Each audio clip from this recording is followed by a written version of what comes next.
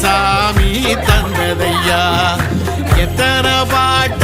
சொன்னதையா அதை சுத்துற பூமி கண்டதையா அடிச்சு வீசும் காத்துலையும் அந்த தகப்பனாச சுத்துதையா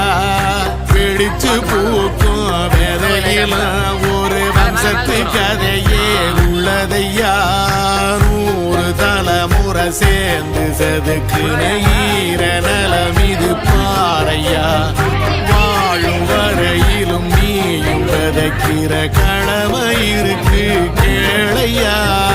கோடி விளக்காயேந்தி கிடந்த வீடும் இருண்டது ஏனையா